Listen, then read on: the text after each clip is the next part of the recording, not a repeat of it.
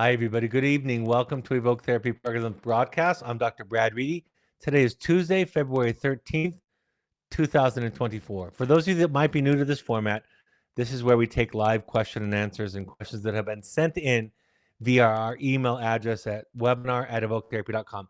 For tonight's broadcast, it's very likely we won't get into any live audience questions because we have so many that have been sent in for the week. So thank you for doing that ahead of time.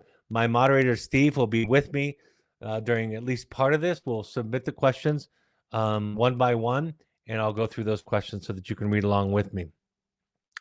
Before I jump into that, I just want to, again, re-announce the Returning to You, the sequel for Finding You, March 6th through 10th. This is one that I will be running myself, and this is something, if you want to come back, if you want to reconnect to your work, if you've been to a Finding You or you've been to a Finding You and a Returning to You, this is for anybody that wants to come back and continue their work through the intensive process. And I wrote this for this topic. I wrote, in the journey of the heroic parent, I talk about the process of returning to you. Speaking of psychotherapy, I wrote, through this process, I found myself each week. It is very difficult to find yourself until you're found by somebody else first. My therapist told me the root of the self is almost always found through another person. When someone else finds us, we come to find ourselves. So the work is not about always finding solutions or figuring out the problem. It's about finding your own voice and finding somebody who can help you find that voice week after week after week. I was asked recently, does sporadic work help as much as continuous work?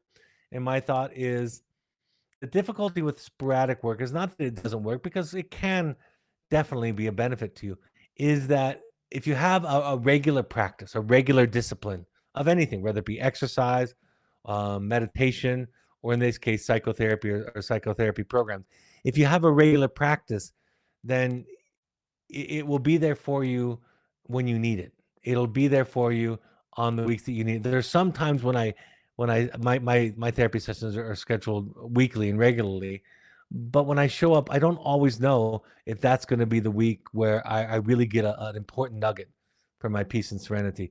In that spirit, I will also tell you that one of the reasons why I'm only running one of these sessions this week is because I'm going for 4.5 days to do my own psychotherapy intensive, my own intensive therapy program. So it's something that during the pandemic became unavailable, and now it's started back up.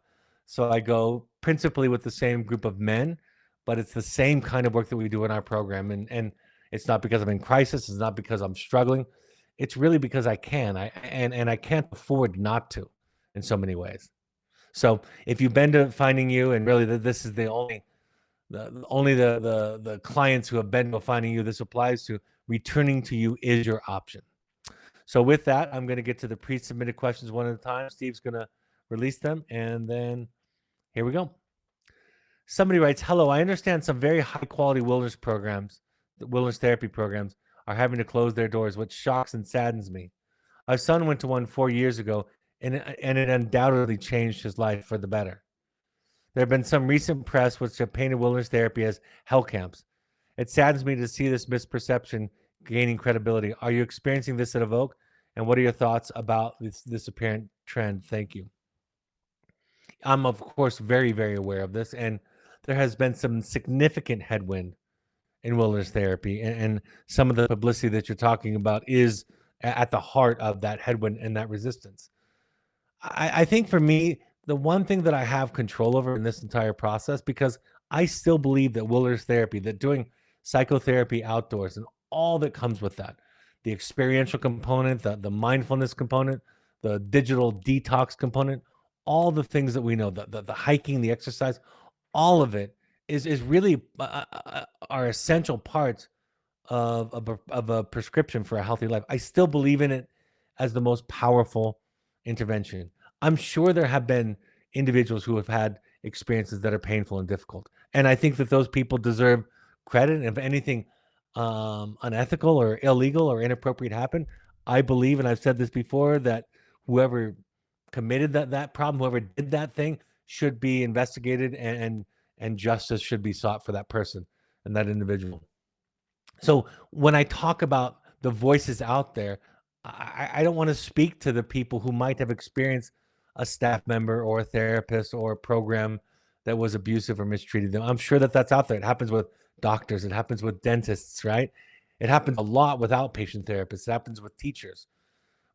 But I think what we're seeing is because young people feel like they're not being heard, this is the only avenue, right? If you had a really abusive experience with a lawyer, for example, or for a medical doctor, if you experienced that, and everybody you went to dismissed you, everybody you went to said that there was nothing that they could do about it, you would start to build the kind of rage that we're seeing in some of these kids.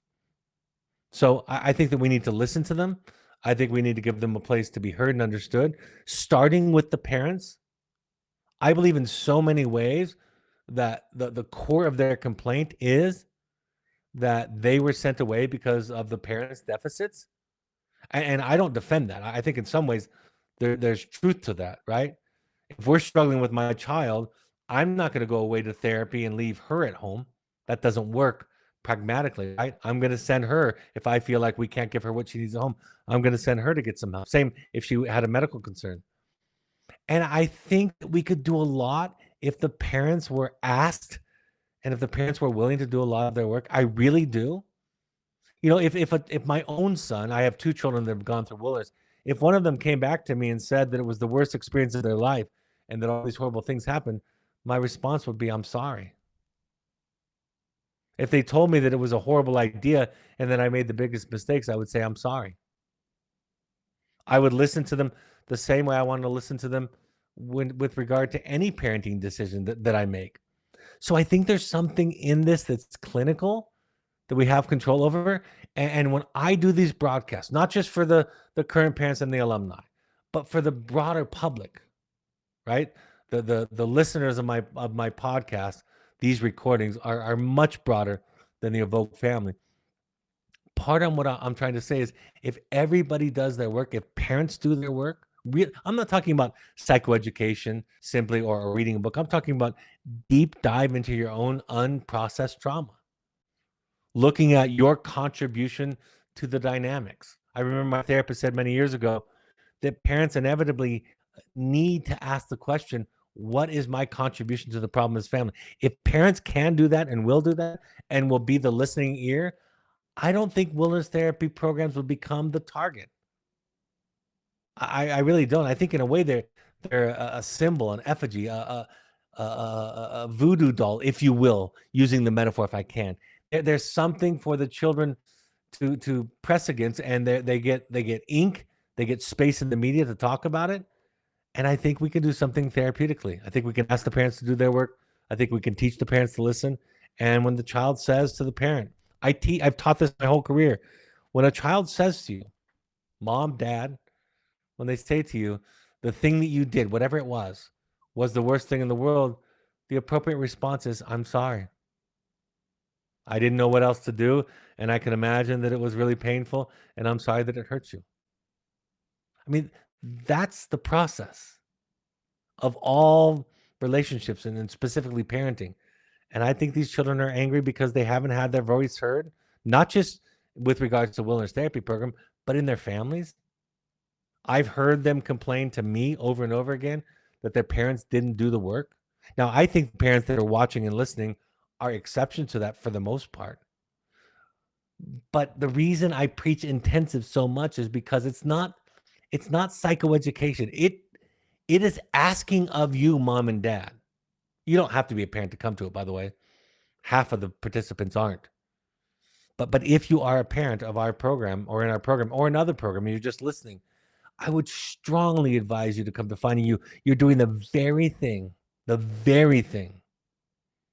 you're asking your child to do. To walk into a group of strangers, people that you might think are different than you. The same excuses that people have for not doing intensive work are the same reasons that young people say they shouldn't have been sent away, which is, I don't need this. I can do it on my own. I'm not like the other kids, right? So I think the solution, as always, is for all of us, even the therapists and the people that run programs, to do their work. I really believe that's important. If therapists and people running these programs aren't doing their work, I think you'll continue to hear about this kind of energy and pushback and anger.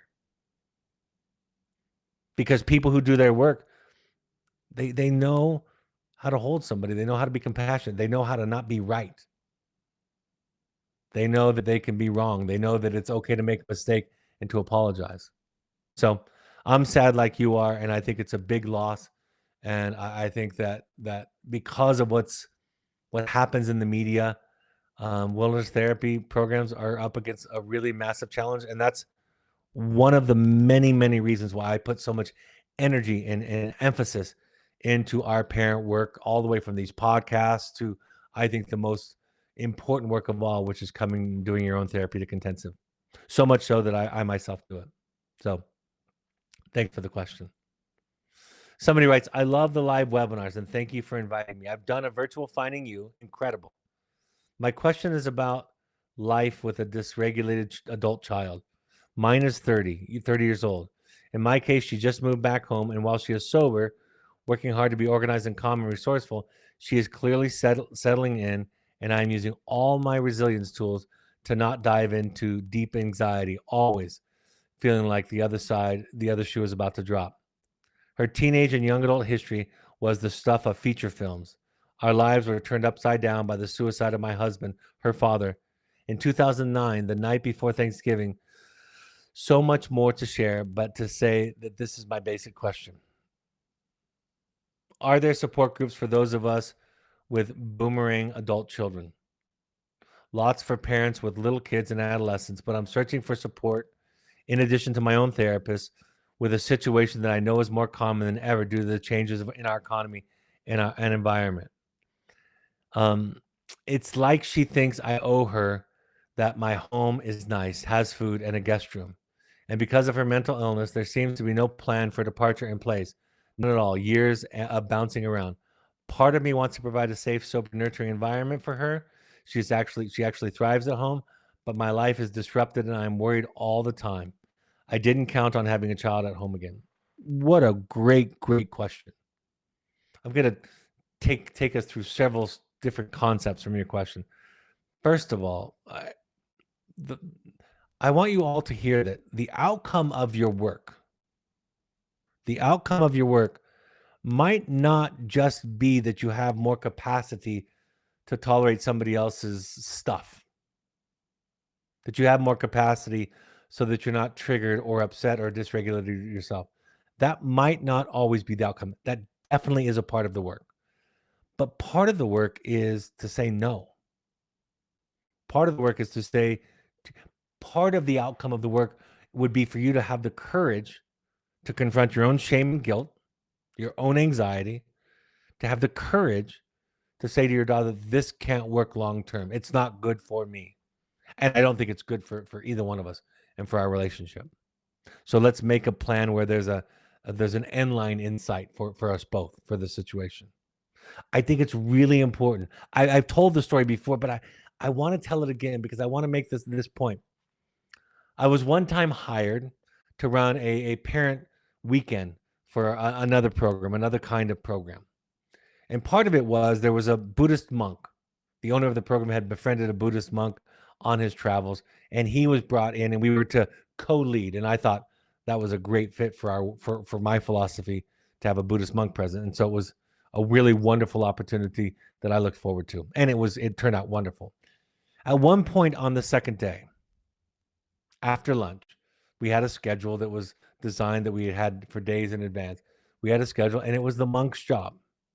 It was his time. I'm going to make up the time because I can't remember it. Let's say it was 2:00, and he had the next hour and a half that he was supposed to lead.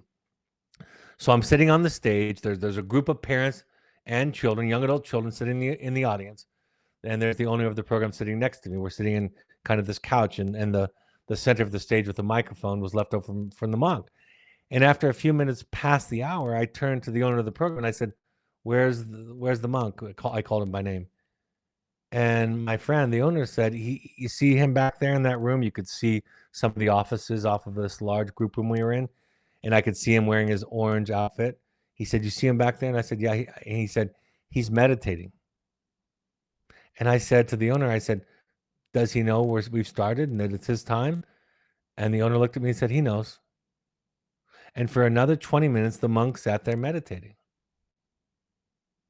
And then he showed up and ran the rest of the session. And I had all kinds of thoughts, like the audacity of him making us all wait was one of my thoughts, right? All that comes with that. Part of my thought was anger, like, how dare he think that he gets to do that? What about us? He knew the schedule days in advance. I had all these thoughts, this resentment, this anger, this jealousy. But here's my point of the story.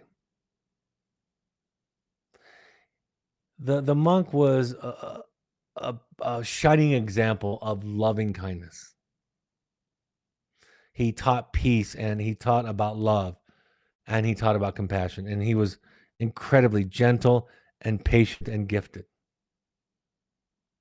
And everybody says, be like the monk, be like Yoda, be like the Buddha, be like Jesus, whatever it is, right? But I want to make this point. The hard work is not showing up and demonstrating loving kindness and patience. That's the result of the hard work. The hard work was he wasn't ready. And so he stayed out of the room until he was ready.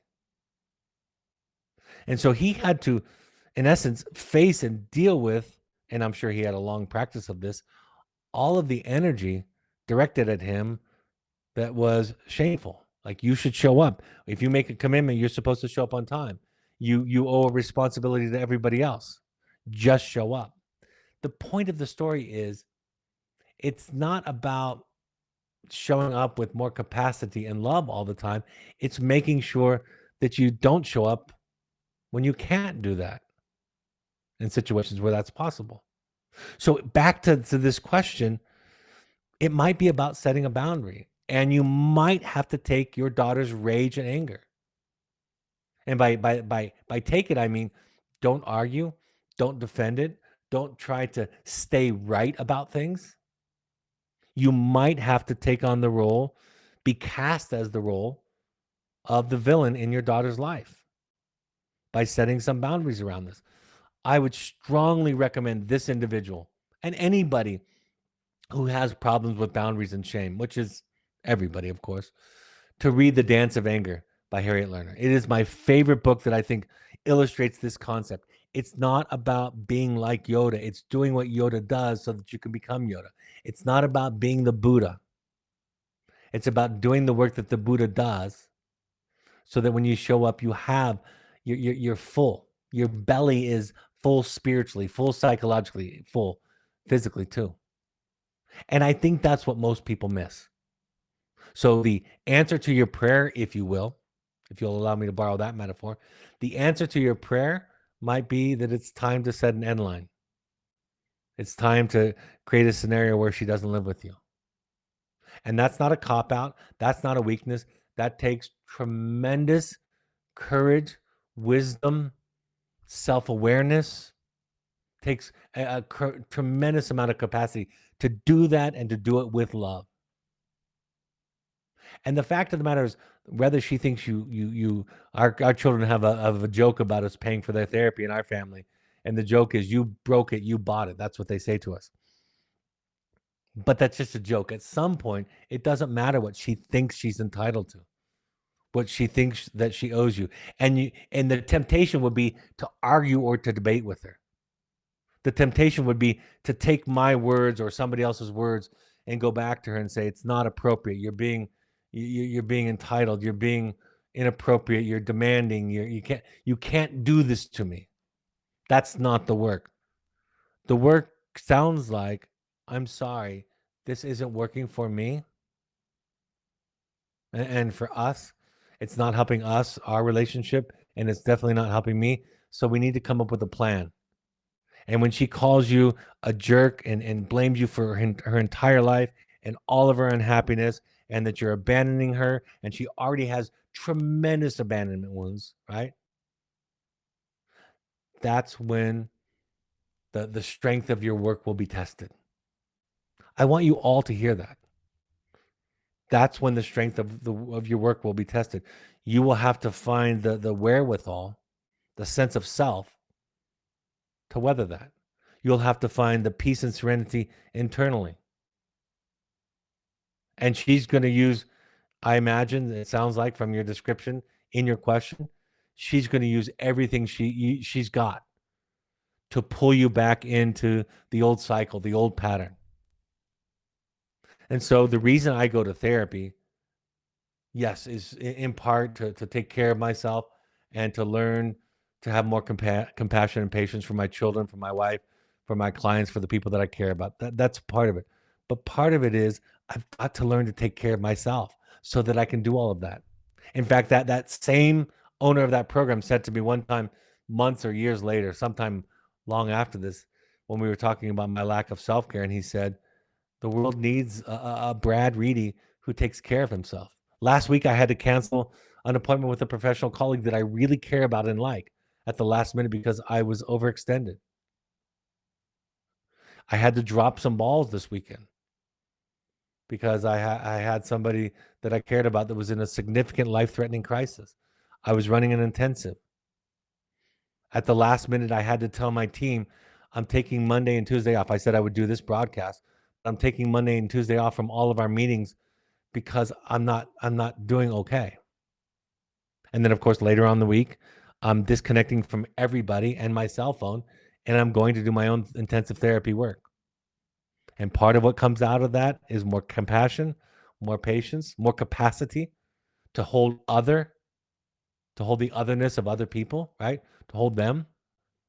But part of that is also that I prioritize and secure my own mask first. And when we don't do our work, and I'm speaking in the first person, but when we don't do our work, we get angry and resentful and blame our children for the guilt and the shame that they put on us. And it's our job. That's our job to deal with that stuff.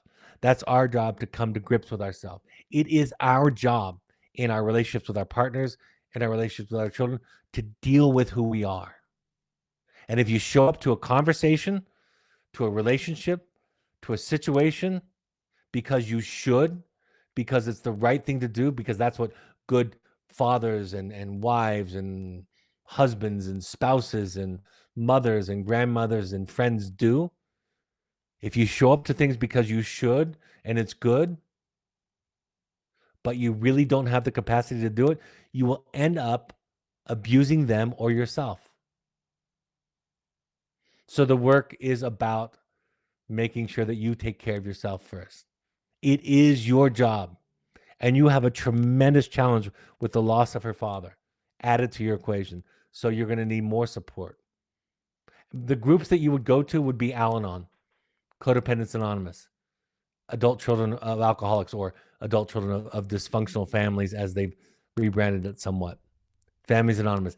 These are the groups. It doesn't matter who the other is that the participants are talking about. It doesn't matter if they're talking about their alcoholic husband. The other is irrelevant. It is, how do I manage relationships and self? How do I balance what I need and still care for the people that I love? What does care look like? What does love look like? Because what we learn in those programs is that the ideas about love and relationship and caring and self-care that we have been taught are almost all wrong. The culture doesn't understand this stuff. So you've got to get outside of it. So I would go to those groups. And this I'm speaking to all of you. If you're struggling with guilt and shame, if people are able to push you around and hold you hostage by the rope of your guilt, if you will, if they're able to hold you hostage by the rope of your guilt, Codependent Anonymous, Al-Anon, psychotherapy, of course, I'm a fan of that. Intensive work, the podcasts, the broadcasts, right? But Al-Anon and Codependence Anonymous and Adult Children of Alcoholics and Families Anonymous are all free. And they are designed with the non-identified patient in mind, right? They're designed for the people that care about, that have people in their life who are struggling with depression, anxiety, addiction, they're on the spectrum, they have anxiety, whatever the problem of life is. How do I relate to somebody that I care about who's demonstrating a lot of mental illness, a lot of problems, whatever it looks like? How do I deal with that? And how do I deal with the shame and the guilt that constantly seems to pull at me, that constantly seems to follow me wherever I go? And if we don't do that, we will blame everybody else for the guilting and shaming that they do. Or we will take on the responsibility of our own journey, our own differentiation. And with that responsibility, with that taking on that task, we will absolutely be more capable of love. But don't think you can walk into a hurricane and not get blown over. Don't think you can go into a bar and not drink. You might be able to for a little while. The hard stuff is the stuff you do before you show up. The hard stuff is the stuff that you have to do for yourself. And the sentinels that stand in the way, that stand between you and your work, are guilt and shame. So I'm with you. Fantastic question. I know you're not alone in this process. Thanks for sending it in. Somebody writes, when, if ever, is it helpful for a parent with a troubled past to share that with their troubled child? Here's the context. I have a 17-year-old daughter that has been in residential treatment, wilderness therapy, supported boarding school, and is now home. Our priority is staying in connection and focusing on appropriate boundaries and communication. We have good skills thanks to all the amazing programs we have attended and a good therapeutic team now. And yet, it is early days, and there's a huge amount of relationship repair to do. My child continues to struggle with dangerous impulsivity and, since coming home, has relapsed into bulimia. That's a really good question. I do a lot of self-disclosure, so I have a few principles that I live by. And you don't have to. Nobody has to do my level of self-disclosure. There's no one right way. It's whatever feels best to you. But here are the principles that I teach when I'm training therapists. If you're not doing your work with a professional, and maybe I would include the support groups that I've been mentioning tonight. If you're not doing your work, I wouldn't share my trauma history. I wouldn't share my troubled background. You've got to do that with somebody else, because in the interaction with the child, if you're sharing that stuff as a gift to them, to show them how to do it, to let them know that there's no shame in it, for example, to let them know that we're all human, that's a gift. But if the work is so raw and tender to you that if they react disinterested, if they yell back at you, if they ignore you, if they don't take to the lesson that you're trying to present, it could re-injure you. So do your work first. You have to have a good foundation of your own work before you do that. So that's the first thing that I say. Number two, you don't have to share all the details. You can share some generalities. And more important than the history, is sharing the history is why. If you're trying to say to the child, well, I'm not saying you're saying this, but if you're trying to say to this child, like, I had it as bad or worse, and I'm okay, is there a message to the child like, don't feel sad, don't feel hopeless? And I know that sounds crazy. Most people are saying, well, I would never share it from that perspective. But I promise you, it's absolutely more common than you think. It's almost always with people that haven't done their work. I just finished an intensive, and that was the theme that came out even after we talked about it. People would still, people will say to their children, I don't want you to feel this way. I don't want you to think this. The minute you've said that, you're already off track. So you offer it as a gift if you can, if you're doing your own work. And then if they throw it in the garbage right in front of you, it's okay. Because you weren't doing it to take care of yourself. You weren't doing it from the perspective of, I want to share and gain connection. Because they might not be open to it. And then why are you sharing it? What's the goal? What are you trying to do with that process? And then, like I said, history is fine. And my children do know some about my history, for sure. And I'm committed to doing my own work religiously. But more importantly is that you share the mistakes that you're making today. I've always said, not always said, I've said lately, because I've realized this about myself. I'm really good at theoretically abstractly and generally. I'm really good at saying I'm an idiot. Like I've written chapters in the book about this. I have podcasts about being an idiot. I say it to you guys all the time. I can do that pretty well. And that is something that I work to be able to do. But I struggle in real time when my children get upset. Just 2 days ago, I've shared this story recently what I just said to you. But just 2 days ago, one of my children said to me, I said something on a phone call trying to be supportive, and it was an absolute miss. And one of my children said something like, "That's not okay," or "That's not funny." I can't remember. It was very small, and my instinct was, it was a low stakes situation. That's how I would have justified it, by the way. But I wanted to say, "Oh, I didn't mean that," or "I was just kidding," or whatever, some small little dismissive comment. But because I'm doing this work, when my child said that 2 nights ago, said to me, I didn't like that, I took a breath, and in the moment, I was able to say, "I'm sorry."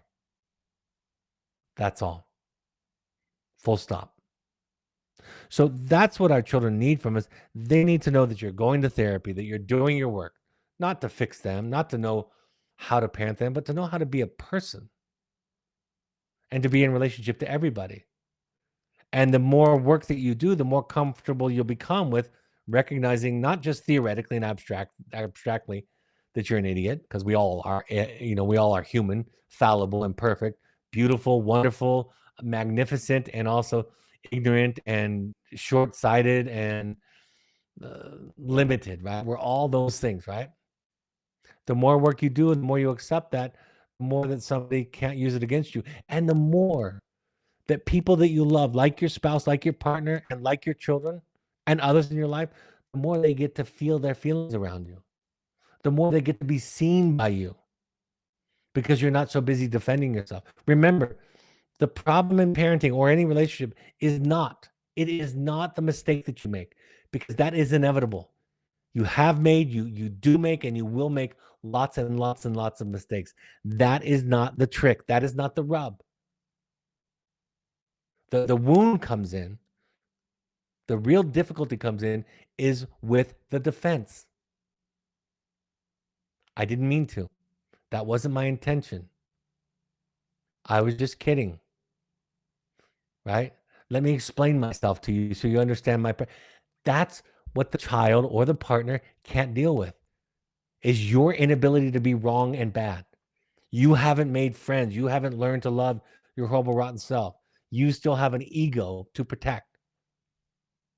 The wise people, the enlightened ones, they're not just good at abstractly dealing with it, but they're good in real time. They're good at real time being wrong, which really means that they're more capable of love than you and me. That's the thing.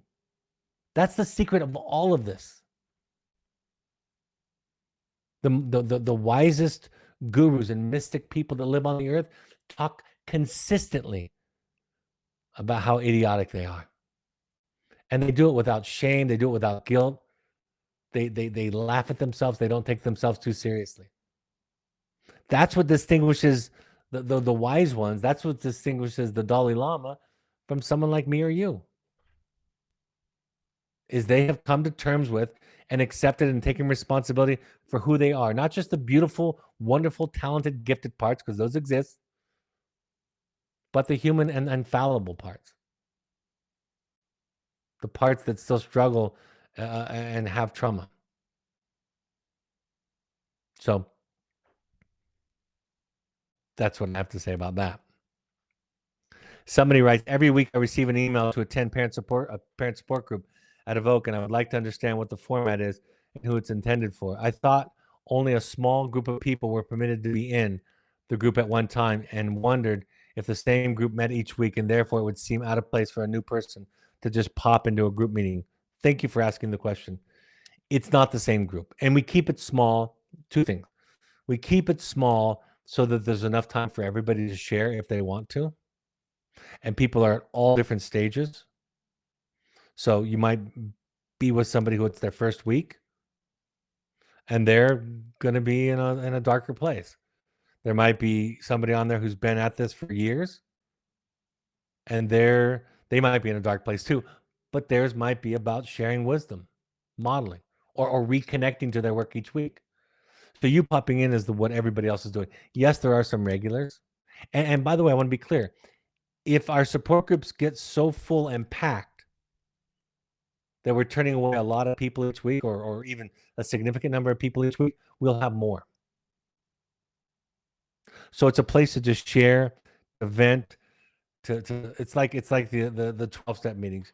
You come to share your experience and your strength and your hope, if that's what you have, or you come to ask for other people's experience, strength, and hope.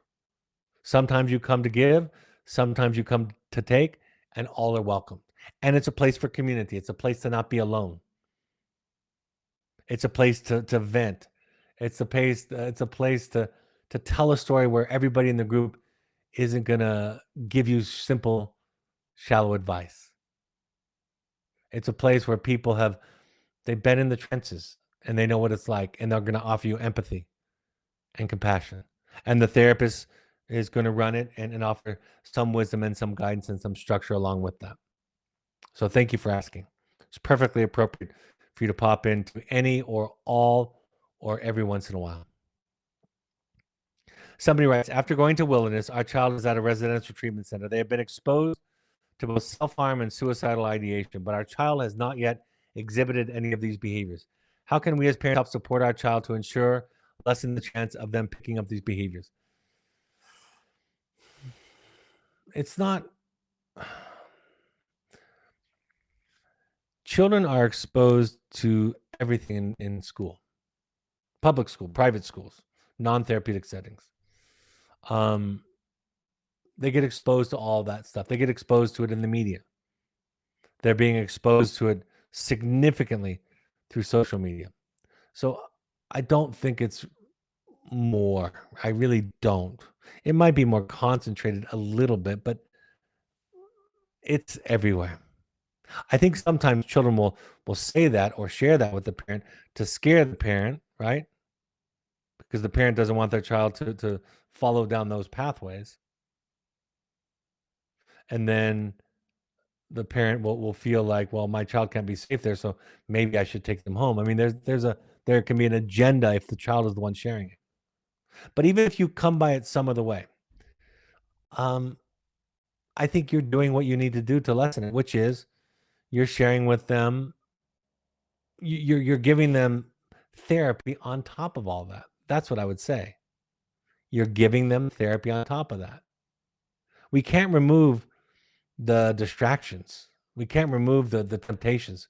We can't remove the exposure, especially in treatment programs. But what we can do is we can give you therapy to deal with that you don't get if you're going to a public high school or a private, just academic high school in your community at home or at boarding school. So you're really being exposed to life in a lot of ways. I don't think there's a lot of extra stuff for you to do. I understand your concern and your worry, your anxiety for sure. And yes, children do mimic each other for sure. But if children are mimicking each other, that's already happening, right? I would rather deal with peer pressure in real time than theoretically.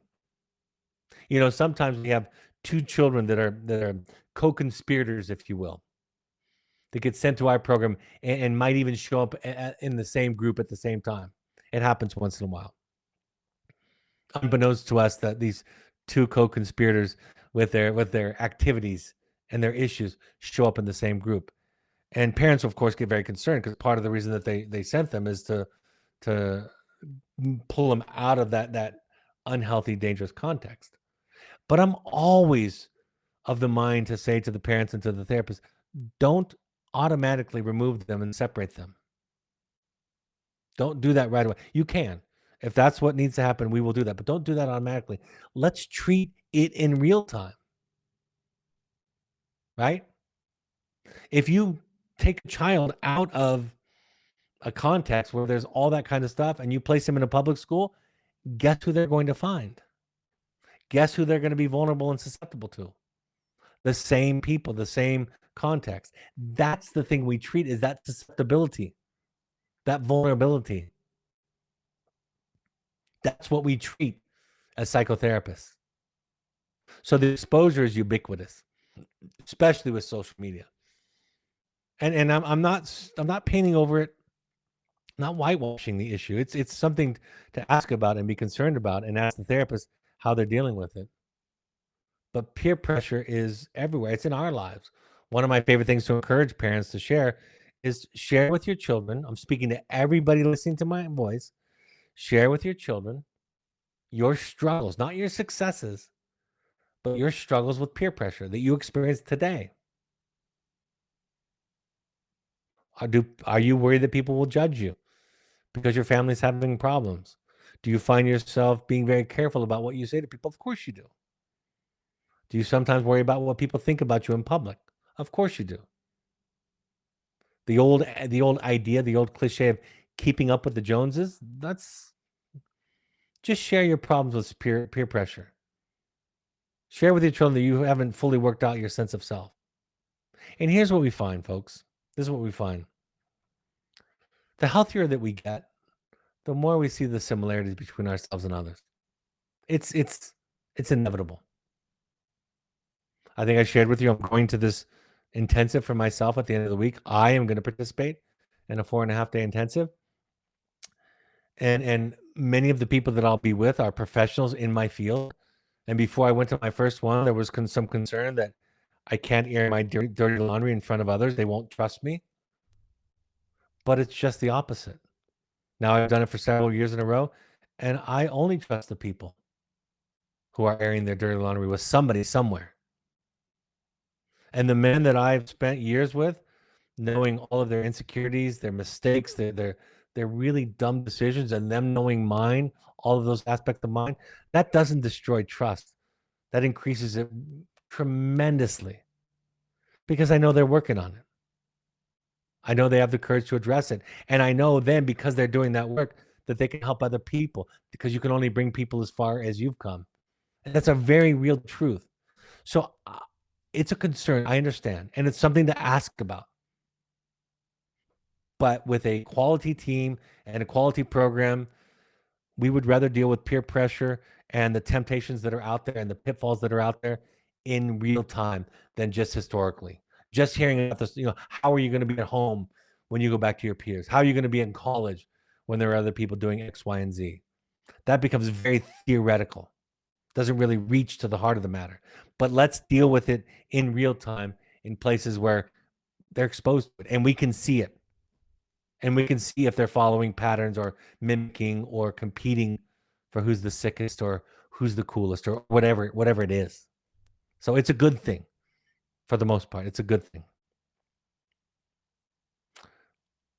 All right. Somebody writes, our child is at a residential treatment center. Another student has cognitive delays and is not able to act their biological age. For quite a while, this child has not been giving personal space, taunting to the point of bullying and other younger age behaviors. We know the therapists have been working with both the children on these issues, but our child tends to lash out against this behavior. We know that this is important for our child to learn to deal with difficult people without getting dysregulated. What do you suggest that we can do to support our child from afar? I know this is not on purpose, but I think that's the same question I just answered. I think it is. And at some point, this, at some point, you're allowed to, as a parent, let me say this, let me empower you, give you therapeutic permission. You're allowed to make requests. You're allowed to ask. If your child is vulnerable and raw and not capable of learning the lessons that come with this, you're allowed to say, I don't want my child exposed to that person, and I will do what it takes to make that happen. So I want to just say that for to make the point that you don't just have to take it lying down and just assume everything I just said with that last question solves everything. You're allowed to say that. But yeah, it's the same question. I think it's the same question. You can correct me if I'm wrong. I know the person who wrote this because I saw this question come in, and I know that person is on here. And so, if my answer to the last question didn't answer your question, or you want to clarify, you're absolutely welcome to.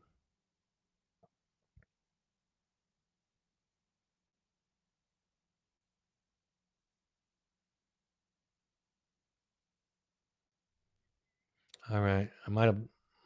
Um, okay. Somebody writes, my daughter left Evoke in mid-October and has been at a therapeutic boarding school since then. She's doing well and will probably come home for a short visit before the first time next month. I'm really concerned about her getting triggered while at home. She has a history of running away. Any suggestions on how to prepare for that?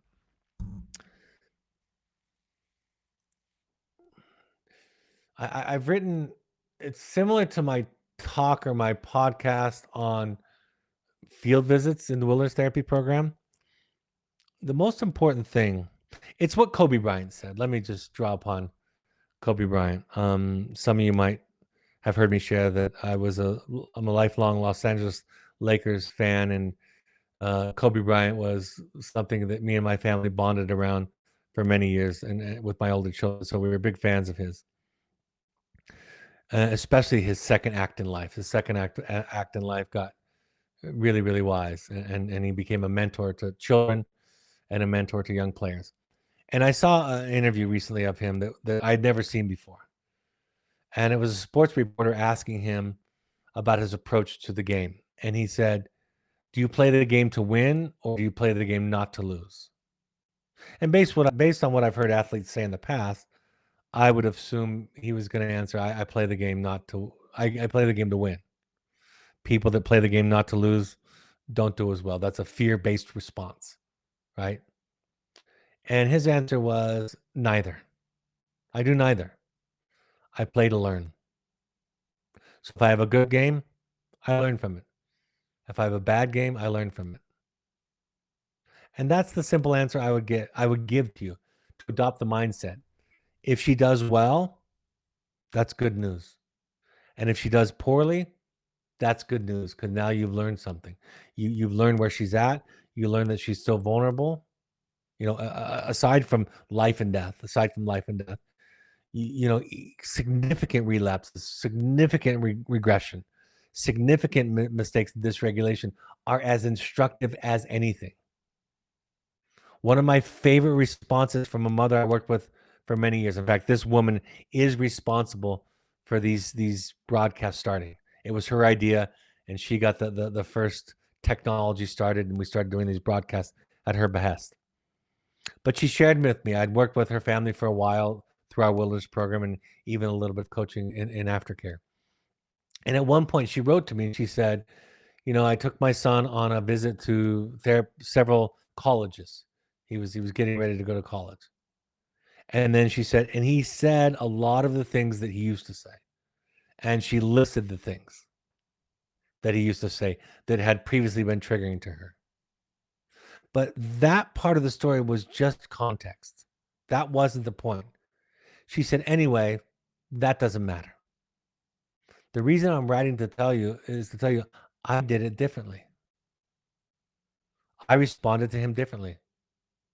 I found myself excusing myself from conversations and holding boundaries.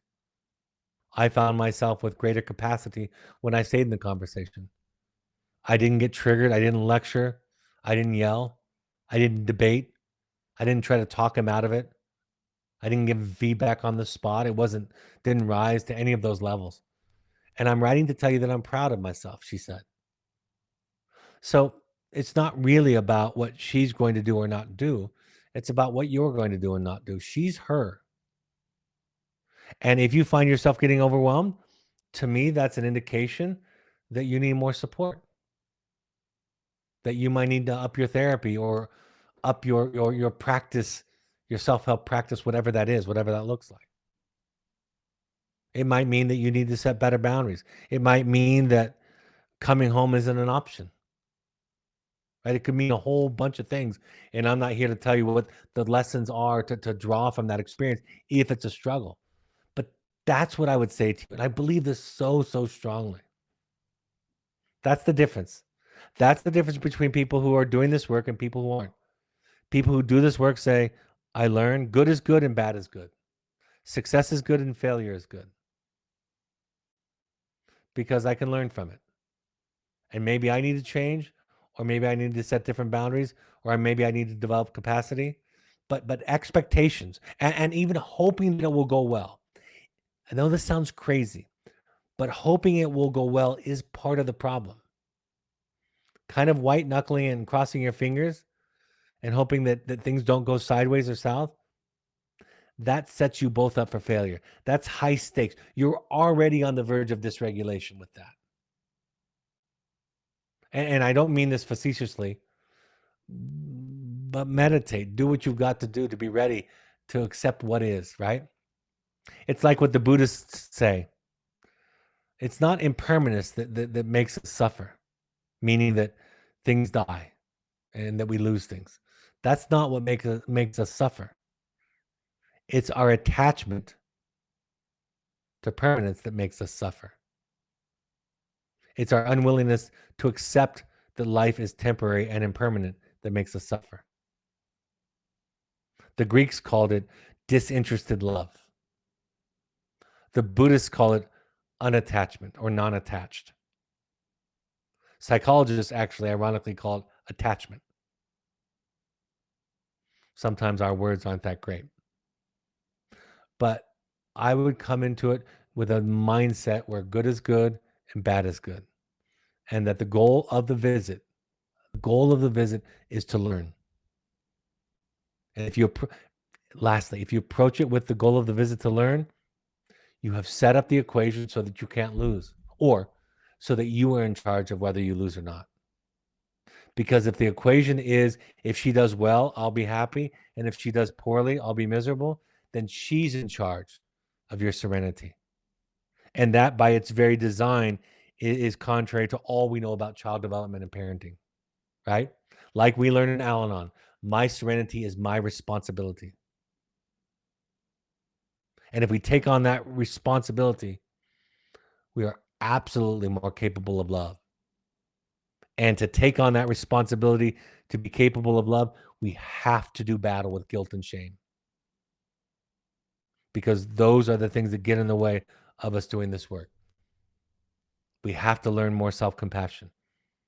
We have to learn to love our horrible, rotten selves, if you will.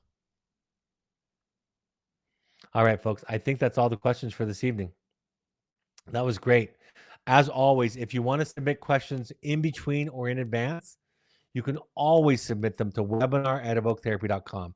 They will go at the top of the queue, and you're sure to get them in the next question and answer. So thank you for sending those in advance, and thank you for joining me and listening to my answer.